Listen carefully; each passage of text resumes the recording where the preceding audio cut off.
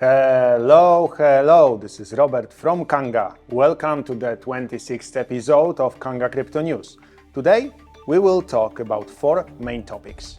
MicroStrategy, they extended Bitcoin holdings by buying $1.1 billion, announced a private offer to repurchase debt and take over Bitcoins worth USD 700 million, and it seems that another Bitcoin miner adopts MicroStrategy's playbook of buying BTC in open market. Donald Trump, family crypto object.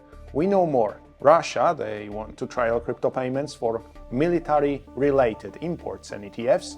We see the first daily net inflows in Bitcoin spot ETFs in 3 weeks. The fund recorded total net inflows of USD 12.8 million. We are going to start, but before we begin, remember that all information for Kanga Crypto News is gathered by experienced Kanga analysts based on reliable sources. Also, keep in mind that this is not an investment advice. Kanga Crypto News episodes are released every week on Friday. If you want to stay up to date with the most important information from the crypto world, subscribe to this channel. Be sure to click the bell so you don't miss important news.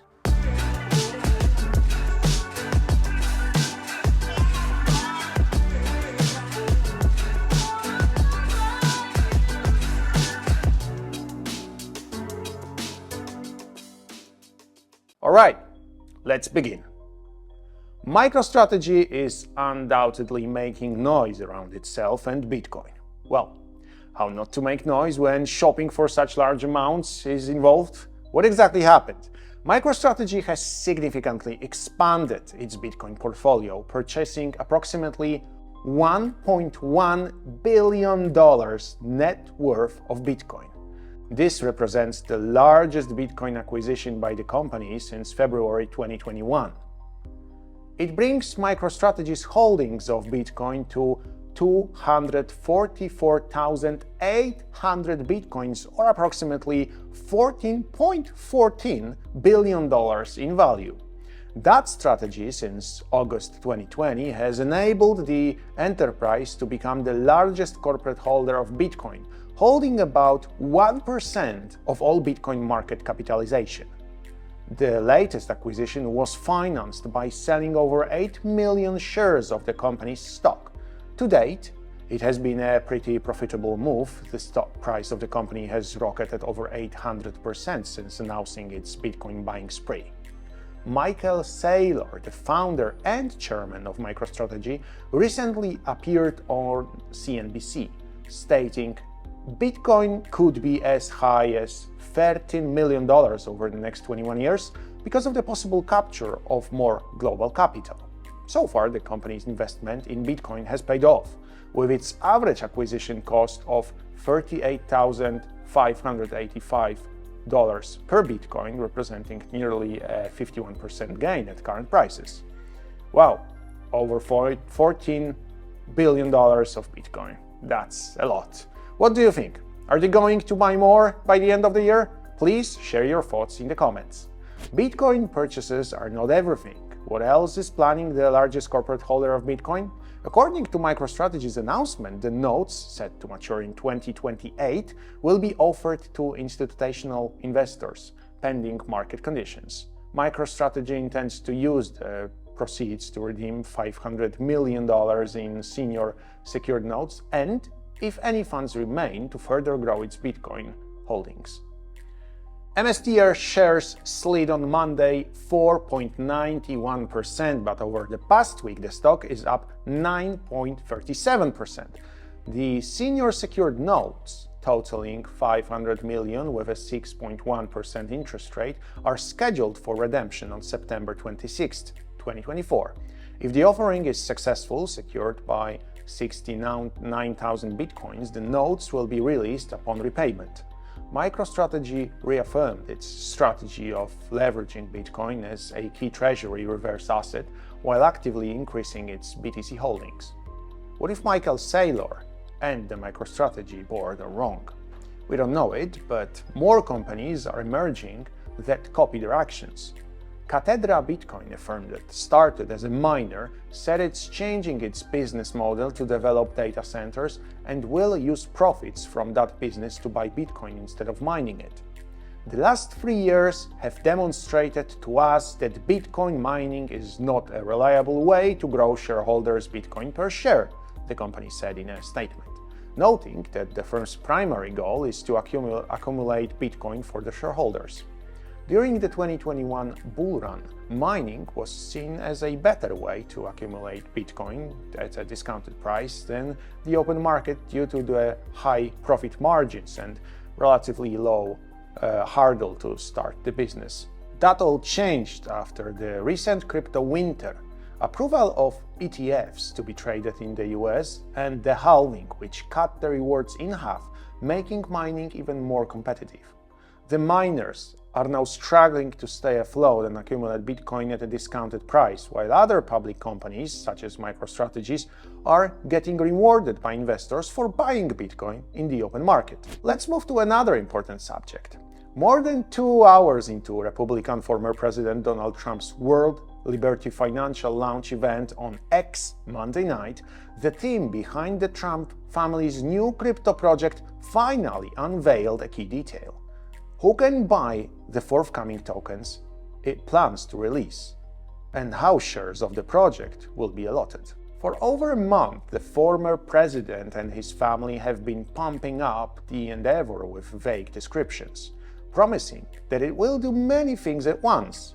Lofty goals set by those involved in the project on Monday night's X space suggest that World Liberty Financial will be a sort of crypto banking platform where the general public will be encouraged to borrow, lend, and invest in crypto. There will also be an accompanying token called WLFI, founders said Monday. The equity structure for these tokens will be that 20% of the project's tokens are allotted to the founding team, which includes the Trumps. 17% of tokens are set aside for user rewards, and the remaining 63% of the coins will be made available for the public to purchase, said founder Zach Folkman. There will be no pre-sales or early buy-ins, Folkman added. An earlier leaked draft of an internal project outline had the founders share at 70%, sparkling corners that the project would be little more than a get-rich-quick scheme. The token will be a Reg D token offering, which follows the Securities and Exchange Commission's Regulation D provision that makes it possible for a company to raise capital without first registering their securities with the Commission, so long as certain conditions are met. These were themes that Trump covered in a conversation format early on in the more than 2-hour event, as he spoke about the perceived hostility of the Securities and Exchange Commission towards the digital currency industry. Several high-profile figures in the industry take issue with SEC Chair Gary Gensler, claiming that he is regulating the industry through enforcement actions rather than via rules. Over the course of Trump's 40-minute fireside chat at the top of more than 2-hour live stream, he talked about how he wasn't overly interested in crypto initially. But that changed, he said, when sales of his Trump trademarked non-fungible token collections were paid for with crypto. I think my children opened my eyes more than anything else. Crypto is one of those things we have to do, Trump said near the end of his remarks. Whether we like it or not, we have to do it. Are you thinking about investing in Trump's project? Prepare yourself substantively. Visit Kanga University and learn more about these types of projects. Meanwhile, we go to Russia, where things related to war and cryptocurrencies are happening. The Russian government has formed a focus group to explore crypto payments for foreign trade under an experimental legal regime, EPR. The country established the group, which consisted of select importers and banks. This follows a law allowing the use of cryptocurrency for foreign trade settlements that came into effect in Russia, though its activity is still awaiting full regulation. According to a report by Vedomosti on September 17th, the initiative aims to address the payment challenges faced by importers handling dual-use goods, which have both civilian and military applications and are subject to international restrictions. The government formed the Group for Foreign Trade, focusing on importers of goods with potential military applications. The focus group consists of importers from the Russian Chamber of Commerce and Industry, CCI, the Association of Developers and Producers of Electronics, ARPE, and several banks. Whether foreign financial institutions are involved remains unclear, but the initiative focuses on importers who deal with sensitive transactions for banks in China and other nations. The focus group primarily includes importers dealing with dual-use goods, which includes items that can be used for both civilian and military purposes. Thus, international payments are more challenging. The focus group participants were selected based on their business turnover, with priority given to larger companies in this experimental phase. While plans to expand the group and include more participants are in place, the timeline for scaling the experiment remains unclear. Finally, information related to spot Bitcoin ETFs. A few days ago, BlackRock's IBIT spot Bitcoin exchange-traded fund witnessed its first daily net inflows since August 26th, totaling $15.8 million. In its longest daily run without positive flows since the spot Bitcoin ETFs began trading in January, the 3-week streak had produced 11 trading days of zero flows and 2 days of net outflows on August 29th and September 9th before Monday's net inflows. According to CoinGlass data, Fidelity's FBTC, Franklin Templeton's IBIT, and VanEck's HODL also witnessed net inflows of $5.1 million, $5 million, and $4.9 million respectively. Grayscale's higher fee converted spot Bitcoin ETF, GBTC, returned to net outflows of $20.8 million. Despite the recent inflow drop, BlackRock's IBIT still dominates spot Bitcoin ETFs flows, generating $20.9 billion in net inflows since January. Fidelity's FBTC is second with $9.6 billion in net inflows, while Grayscale's GBTC has seen over $20 billion in net outflows. The spot Bitcoin ETFs have generated a total net inflow of $17.3 billion combined, according to data compiled by the blog.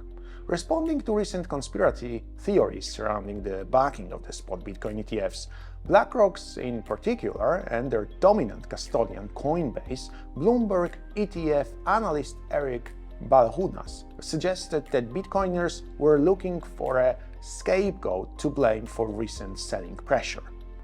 BlackRock would flip out if Coinbase was screwing around with their Bitcoin, plus it would violate the 33rd Act, Balchunas said on Monday. People who invest in Bitcoin are generally skeptical of government and institutions, which I get, but the same thing happened with gold bugs and GLD, which they called paper gold, and said the vault was empty. It wasn't true. This is like deja vu all over again. This was the 26th episode of Kanga Crypto News. More is coming soon. Remember to give us a sub and thumbs up. Take care and see you in the next episode.